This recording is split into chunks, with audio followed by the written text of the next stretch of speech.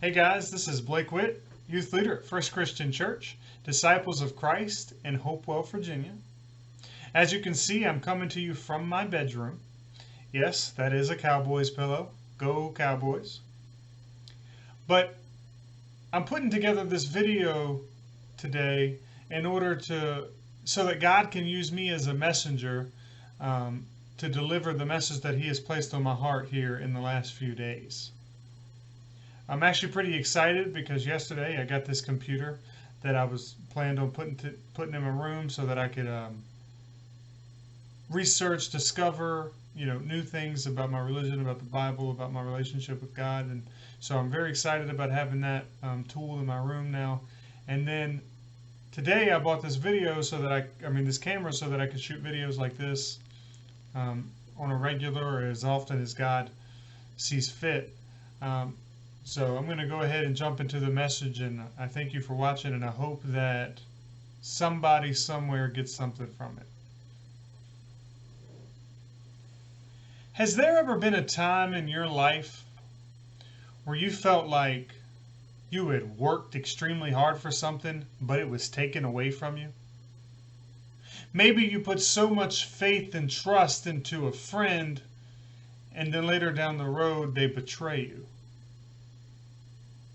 Or maybe this door that you thought was open for you and you were ready to walk through was closed, and now you felt lost.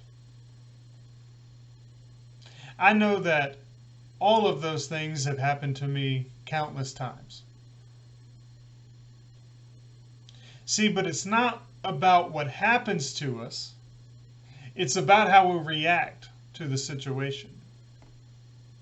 If you're anything like me, when something devastating like that happens in your life, you get emotional. See, the first thing happens to me is I get angry. I'll get upset, and then I get sad. And then, almost immediately after, I get temporarily depressed, for lack of better words.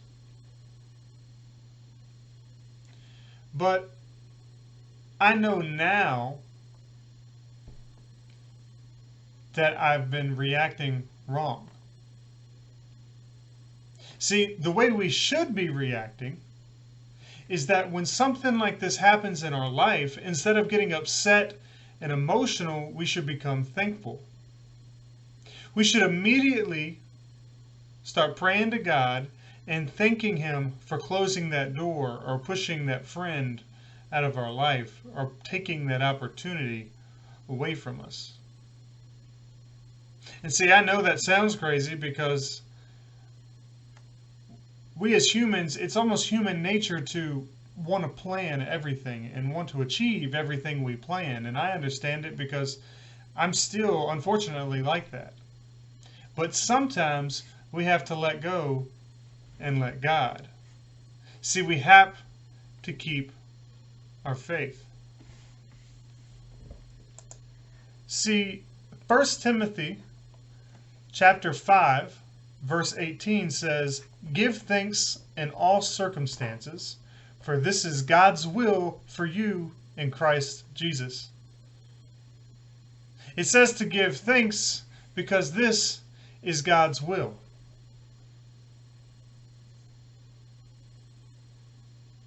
See, that's a perception thing again. See, it's not about what happened to us, it's about how we respond. Instead of getting sad and getting angry, we need to give thanks. Because God didn't close that door on you so that you would fail. See, God didn't close that door to upset you or to push you away from Him. See, God closed that door to reposition you for a miracle He has yet to work in your life. God closed that door to keep you on the path that He has paved for you so you could fulfill your destiny with Christ. See, Jeremiah 29, chapter 29, verse 11 says, "For I know the plans I have for you, declares the Lord. plans to prosper you and not to harm you, plans to give you hope and a future. I've been looking into the New Testament a little lately, and kind of, instead of like looking for all the miracles that happened and looking for all this, I'm looking for a different perspective. So I've started to look at, and I don't want to say characters because they're real life and this all happened. So I've been looking at everybody in the Bible, trying to see why God used them for their purpose. And then one person stuck out to me like a sore thumb. And that's Judas. See, there are a lot of people, including me up until yesterday, or the other day, that open their Bibles, start reading about Judas, and then by the time they know the entire story, they assume that he's evil, an enemy, and a bad guy. And I am in no way protecting Judas or saying what Judas did was right, because God knows it was wrong. But I had questions about it. It felt weird to me that Judas would just on his own take a bribe for silver to betray Jesus. It just didn't feel right.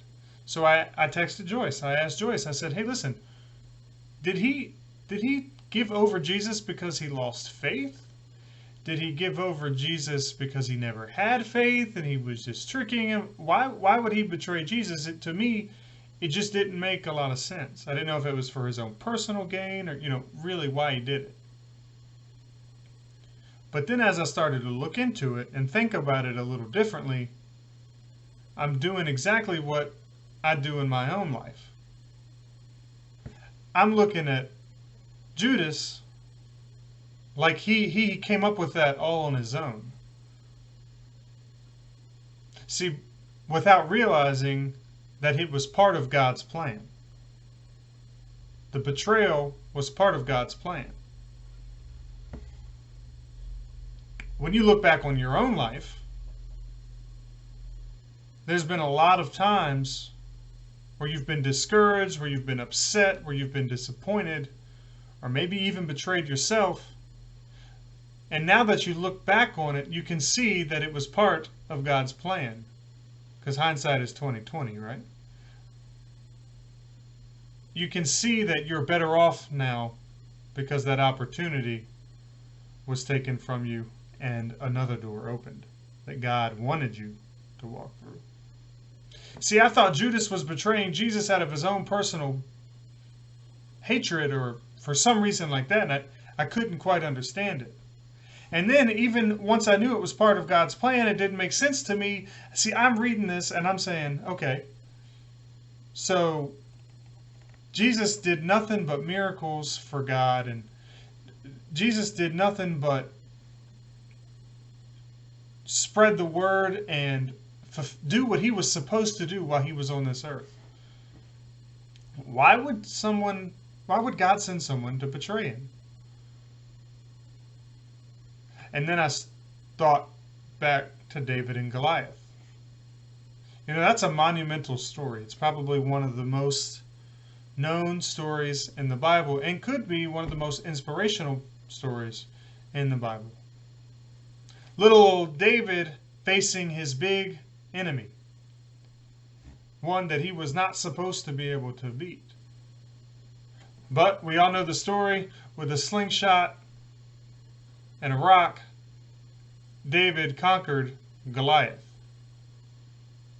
Now, we all look at David as a hero and we don't really think about Goliath anymore after that, but you have to think about it. Without the opposition from Goliath, or without an enemy, David wouldn't have risen to the position he was in, or David's victory wouldn't have meant anything. See, God presented an enemy to David for him to beat in order to move him forward in life. See, I think if you look back in your life, there's a lot of enemies in our life. And far too often, we associate God with comfortability and the devil with opposition and the devil with obstacle.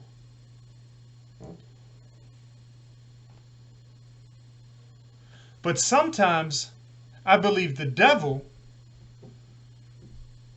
wants us to be comfortable. See, if we're comfortable here on earth, and we're comfortable and we're making it through life, and we're not needing to call on God, then our pride starts to get in the way. Our human nature starts to take over, and we become selfish again, and we become distant from God. See, but then God sends an obstacle. God closes a door in our life.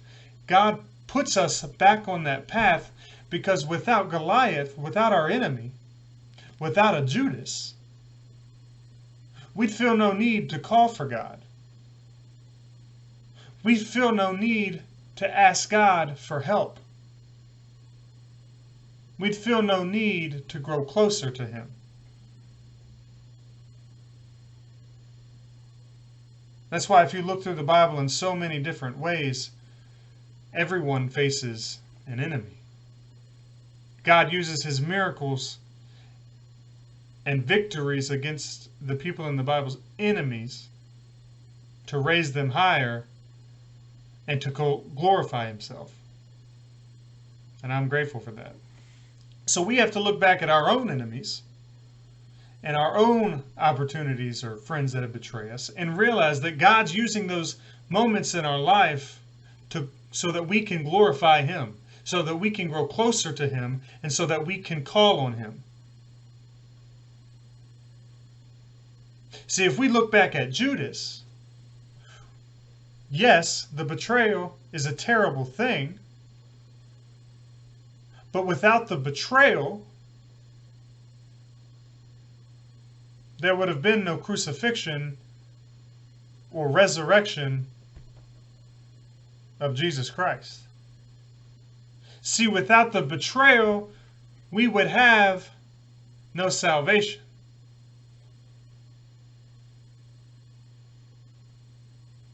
I believe the betrayal might be the most important story in the entire Bible.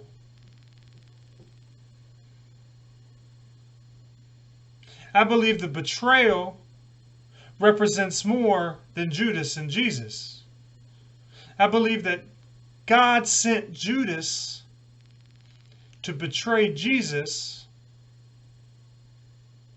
so that when we open the Bible 2,000 years later, we would first know that the Son of God died on a cross for our salvation, and so that we could live eternally.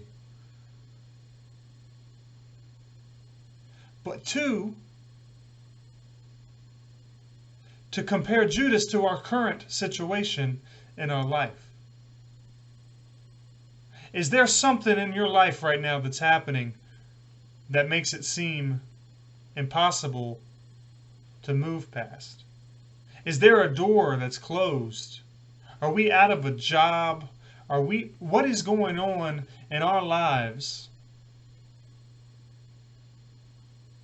that God may have put there to serve His purpose? Remember, God is repositioning you for a miracle He has yet to work in your life. And I believe if we keep faith in Jesus and we keep faith in God's plan, and like it says, God said, for I know the plans I have for you. We might not be able to see what's going on. In the moment, Judas had no idea what he was doing would make such an impact for the rest of the mortal life. See, Jesus may not have known. Well, I guess Jesus knew, but the other disciples did not know the purpose of the betrayal. In our moments now, we don't know what these negative things are doing to us or what they're repositioning us for in our future. So if you're going through something difficult at this moment, or if you've been through something difficult in your life in the past, look back on it. I want you to look back through some of the biggest and heaviest negative things that weigh down on you in your past and see if you can connect the dots. And see if you can see the opportunities that came to you now that you're no longer dealing with the betrayal or the pain or the obstacle. If you had went down the road that you had planned for yourself, would you be as happy as you are now, or would you be in a position for God to work His magic on you?